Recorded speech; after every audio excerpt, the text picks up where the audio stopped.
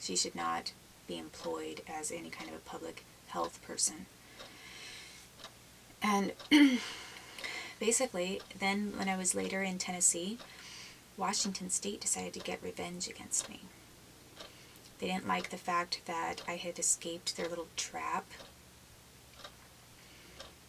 and they wanted to have me assaulted with Haldol and make sure that I had some sort of a smear against me for being in a psychiatric hospital. So they made sure that I was admitted in Tennessee when I was over in Tennessee. So not only did I put this woman in her place when she was sitting there trying to find a way to have me admitted to a psychiatric hospital, and when, really that's just, it's trying to excuse torture and poisoning.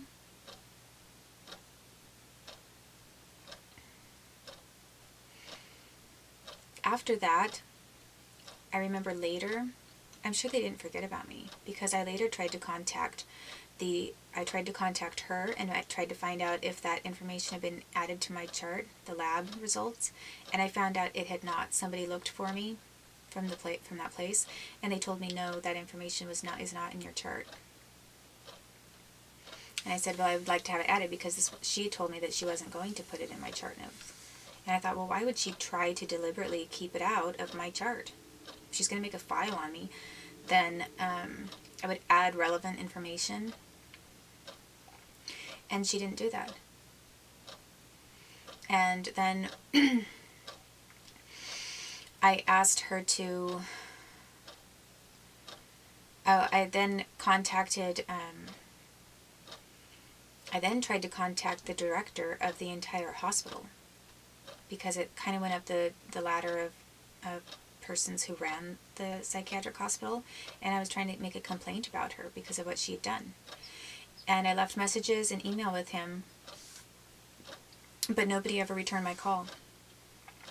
And I had copied her on that information, so she knew, and that psychiatric hospital in Seattle knew, and anybody who was connected to them who wanted to bring them in to begin with, they all knew.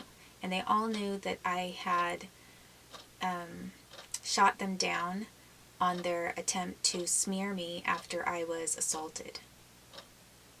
So I am 100% positive that later, when I was in Nashville, Tennessee, and I was being told by the FBI to go to a hospital where it was set up to have me sent to a psychiatric ward, that was an attempt to get revenge. It was a vindictive attempt to get revenge, and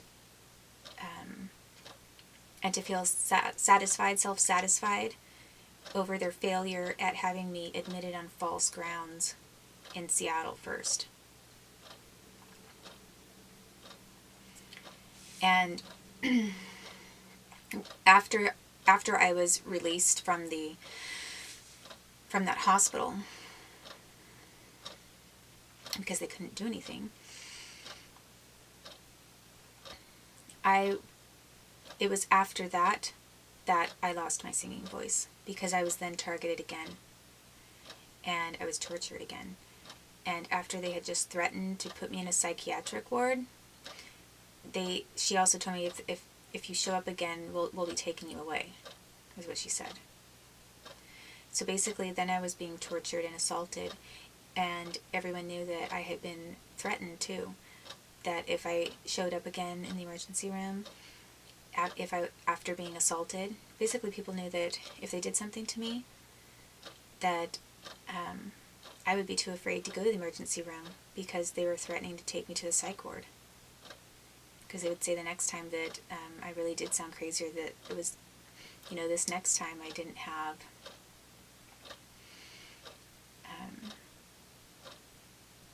maybe they would have said something didn't happen to my blood, and they already knew that it wasn't going to affect my blood, but it would affect something else.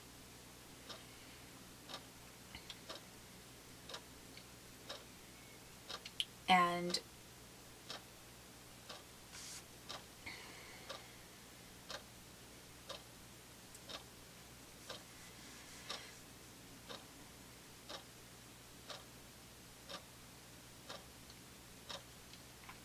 So then I was downtown, and so I remember I was trying to figure out what to do next. I didn't feel good.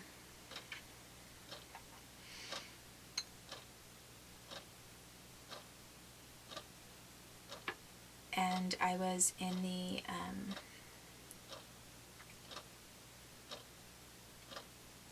I went to a, basically I'm saying again a lot because someone keeps doing this to my ear.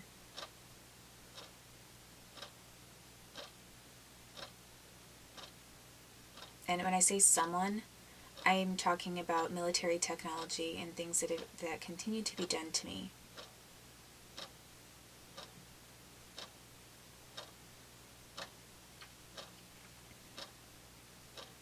And there's a reason why this many individuals have colluded to try to discredit me.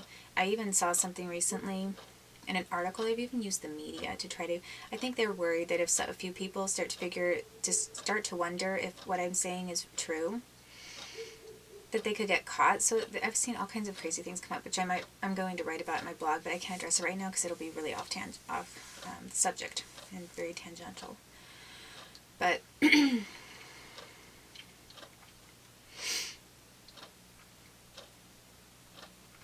basically, I was then looking for a place to stay, and I didn't feel safe going back to the hostel. And I was still trying to go to the FBI in Seattle. Like this, I had just been poisoned, and then I was going to try to go to the FBI. Well, I had to wait because it was nighttime. It was like late afternoon or dusk. It was about dusk, but when I had this hospital admission, and then the woman was talking about sending me to a psych ward, and then they released me. So then I went to I'm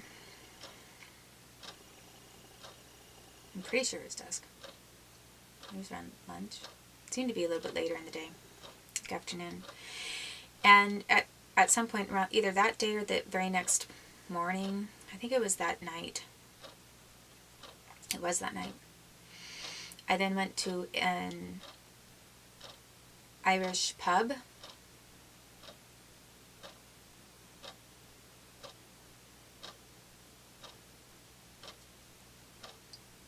And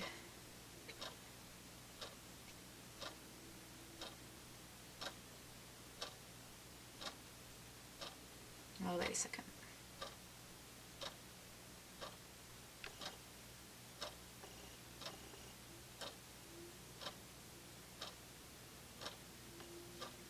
No, after this happened to me in the hospital, then I ran into this man who said if I needed a place to stay, I could stay at his. I asked him for directions. I was trying to get to a women's shelter, and I had looked up a women's shelter on my computer.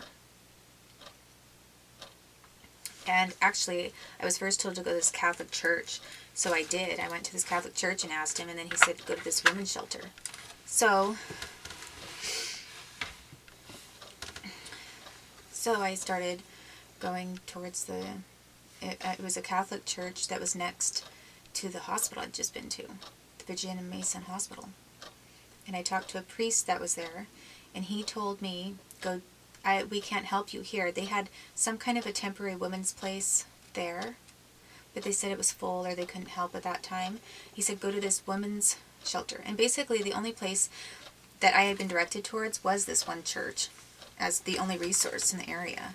And I don't know why, but it's the only thing that came up either online or that somebody told me about. I'm pretty sure it was online because that's what I was looking at. So then he told me to go to this one other place. It was in a different part of town, but it was still kind of downtown Seattle, not that far away. And I was walking that direction after I'd mapped it out, and then this man approached me and said, I said I needed directions, and he said, well, where are you trying to go? And I told him, and he said, that's very dangerous. He said, that's an extremely dangerous women's shelter. He said, I wouldn't even go there. He said, why don't you just stay with me tonight? And he said, I'm gay, so you don't have to worry about anything. And he acted gay, I mean, he acted, I shouldn't say that because, well, yeah, I should say that because there are some people who are gay and you don't know it at all. And they don't, I mean, they don't act as a man, like a man doesn't maybe act like the feminine man, gay kind of person. But he sort of acted and talked like the feminine man type. I mean, he was a man, but he had distinct mannerisms that made him sound sort of that stereotypical gay way. And since he said he was gay, and he said that he'd been in the area and he didn't trust this other place, this shelter that he said was dangerous and people were stabbed and killed and whatever. I went back with him to his apartment because I was like, he's gay, he's not going to try anything. And it was in downtown, it was right close to that same area that I'd just come from, Virginia Mason area. Like a block or two, a couple blocks away from that Irish pub, and a few blocks away from the Seattle FBI. And I got to his apartment. It was really cluttered, but, you know, I didn't care. It was just, I was going to sleep on the floor, and that was about it. And try to figure out what I was doing. I even tried there. I thought, well, I got a job before in Seattle, and I was in a different part of Seattle now, but I thought maybe I would try to find a job again. And once again, I went to all of these different restaurants and put in an application.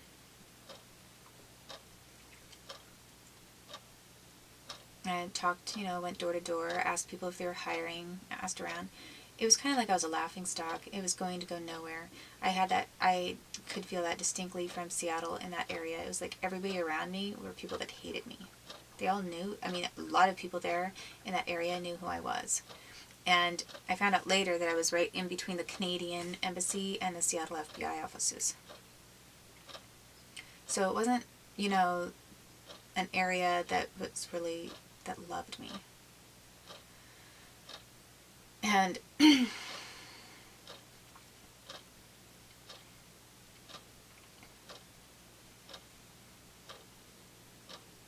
and also I don't think I knew it at the time,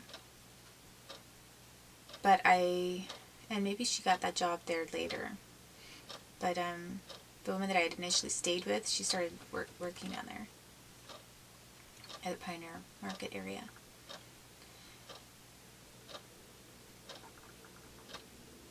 So he didn't try anything, of course. And he said you can eat something in my refrigerator. I think I had a couple yogurts.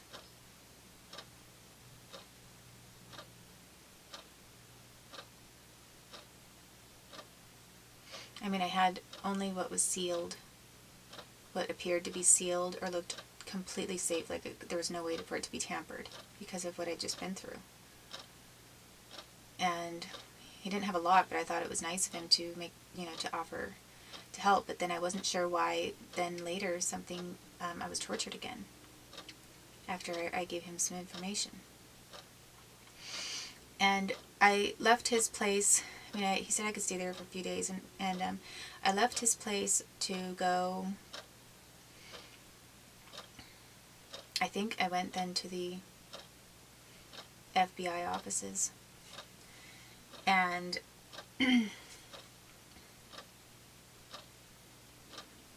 well, first I was told I had to contact the police if something like that happened. If I thought I'd been poisoned. And it was an African American police officer that met me, and I just really was not sure about everything. It just felt so dirty. Like, not that man, I'm not saying that. It felt so dirty, as in the justice system and the law enforcement felt very dirty. Like, something about Seattle